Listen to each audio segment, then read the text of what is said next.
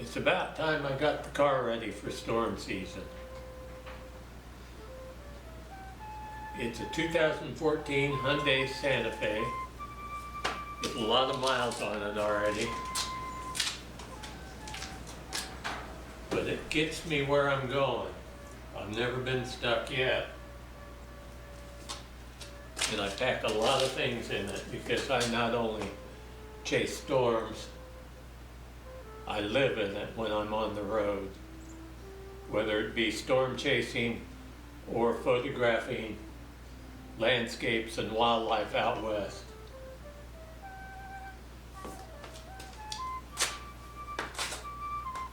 So I thought I'd show you a little bit of what I go through to get it all set up. Because our season is just around the corner.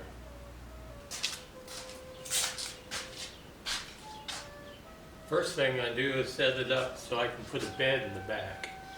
I just have this 5-inch foam pad, fold down the seats, and I'm 6 feet tall and I have enough room to stretch out. Then I have a place for 3 different ice chests if I need them. The little one keeps cold drinks. Second one keeps cold sandwiches and things. And the bottom one keeps dry goods, but also protects my computer from getting over hot in the car. And makes a good place for storage. And fits right next to my bed in the car. This is my setup in my little home when I'm on the road, either storm chasing or out doing landscape photography when I have to be gone from home for a while. Got a nice sleeping bag, lots of room, couple of pillows, extra blankets. I've got a storage for extra camera gear, all the accessories needed for doing this. Ice chest to keep the computer in and keep it from getting too hot if I have to leave the car for very long. Also good storage for dry food like nuts and chips and things like that. Ice chest up front, little ice chest for keeping cold drinks. And a lantern for evening, nighttime. Plus, I'm old school. I still use an atlas. I love looking at maps, always have. I'm 69 years old and I've looked at maps most of my life. Because it's how I can find really interesting places to explore. And as we know, storm chasing, we often lose service. So I like to have this with me because there's been many a time I've had to use this and had no service on my phone whatsoever.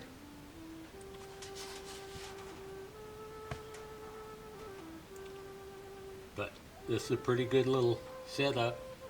I've lived in it for as much as 9 weeks at a time. But storm chasing, it's usually not more than 4 or 5 days, sometimes a week. But most often just overnight. And you never know where you're going to end up in the evening after a good storm. Sometimes it's 100 miles from any town.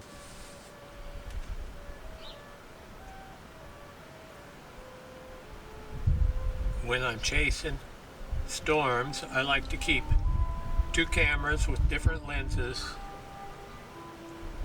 on the seat beside me.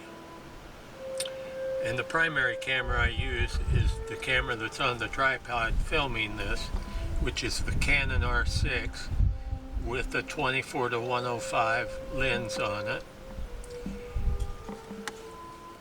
but I also have a Canon 5DS that I use with a super wide angle lens, a 10 to 20 Sigma or a 17 to 40 Canon. And then I have a 70 to 200 Canon that I sometimes switch and put on the R6 for still photography. But I also like to use it on the Canon 6D2 for time-lapse. So that's my main time-lapse camera. And I have a Canon 6D for backup should anything go wrong with one of these cameras. But the three cameras I use quite a bit. But the R6 will be mainly for video and some stills, because I could switch back and forth from video to stills on it rather quickly. And I've got it set up with a cage and a handle and exterior microphones. Other things in the car are, of course, a place for your phone to keep track of radar scope and any communication I need to do. And then I have another place on the dash where I can put the phone for doing video down the road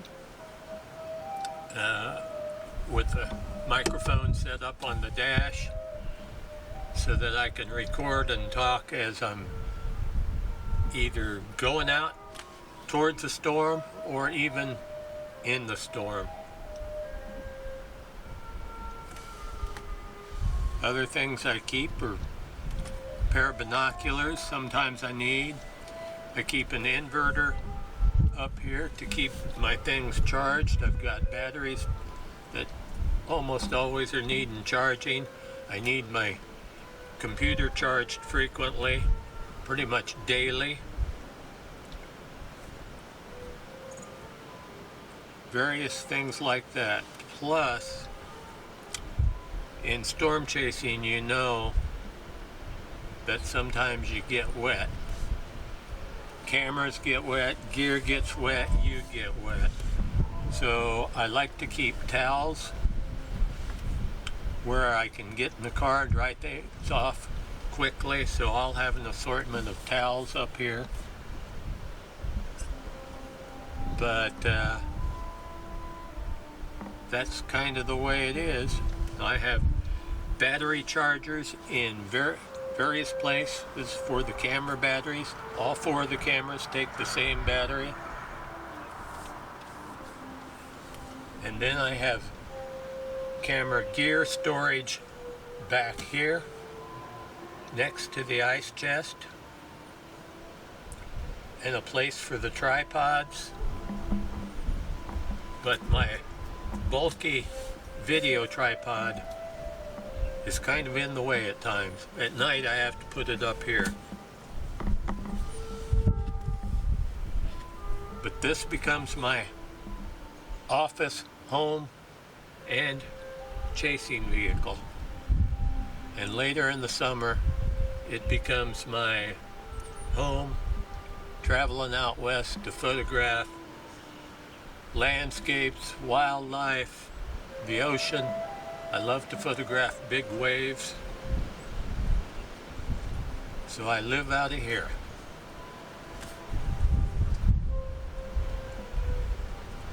And this has proven to be a very good storm chasing vehicle.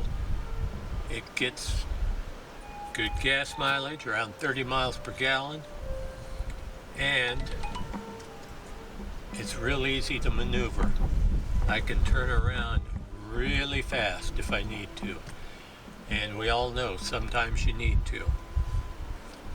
Or sometimes it's just a change of plans. The target changes.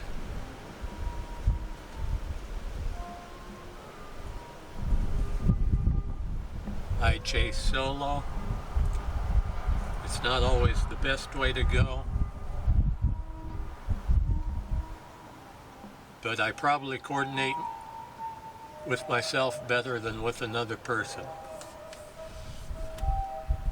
And I'm not sure I'd have room up here, but it would be nice to have another driver who could read my mind.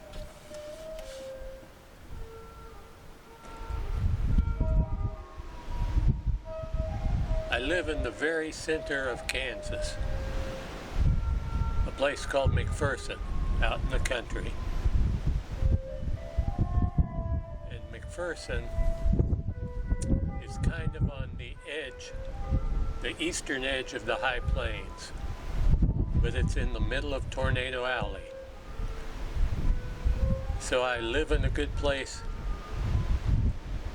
to have a base to chase from. Sometimes I can go out to western Kansas or eastern Colorado and literally follow the storm home. Sometimes it chases me home, and that's happened on more than one occasion.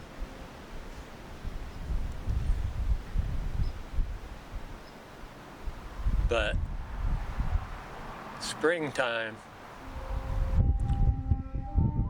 April and May, this is a good place to be, to go in any direction for the storms.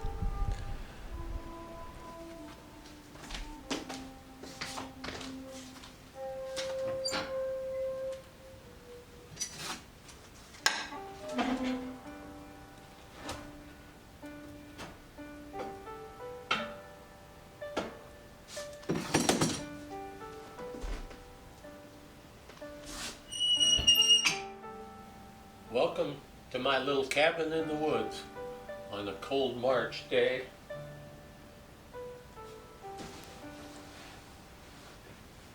It's March 14th and it's still cold here in the middle of Kansas.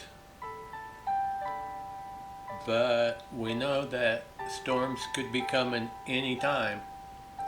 In fact, yesterday was the 33rd anniversary of the infamous Heston tornado, which took out half a town. And the second tornado came right by this house and destroyed about 5 houses a few miles south of here. Just missed me by a quarter of a mile. So this is a good location.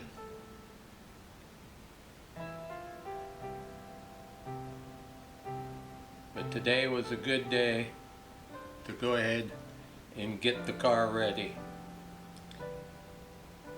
I try and have the car fixed and all the gear ready so that I can leave pretty much within 20 minutes any direction I want to go and get out the door. First thing I do during storm season, besides checking the SPC in the morning, is have all my gear that needs to be in the car or very ready to go in the car. Have drinks on ice packed, so all I have to do is put the chest in the car. I'll have clothes already packed in the car in case I have to be gone extended days. And sometimes I'm gone 5 days to a week. Other times I'm not even gone overnight. But quite often it's just overnight. But I try to be prepared to go for longer. But when I'm not on the road, living out of the car, this is my home base.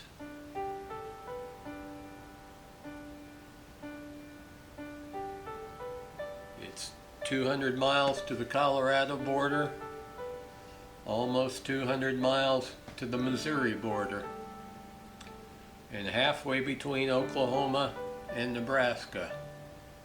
And in April and May, storms can form right here. And it's not uncommon to sit right here with lightning flashing all around. I like to turn off the lights and get a light show in the house.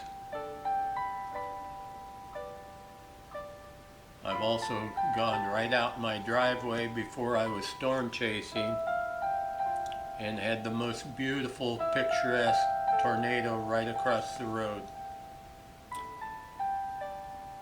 heading my way, but it didn't hit the house and I was able to get out of the way. But I will remember that forever. It was lit up in beautiful light. I tried to video it back then with the big bulky video camera in the early days of video cameras, with limited success while trying to get out of the way. And that was the first time I ever saw storm chasers, and this was in the 1980s, and I'm sure they were from the local TV stations in Wichita, but they were parked on a dirt road about a half mile from here.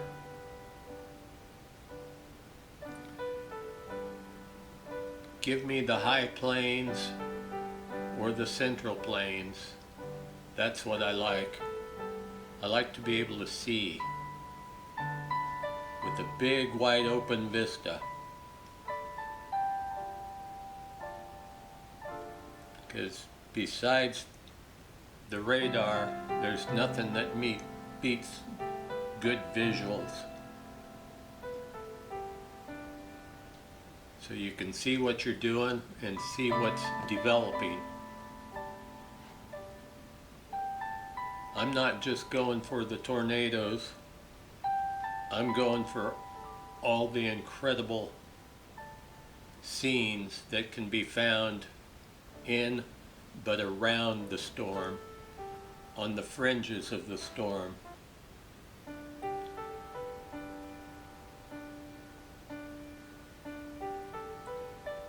Where different light can be found, especially nearing sunset, as the sun goes in under the storm clouds.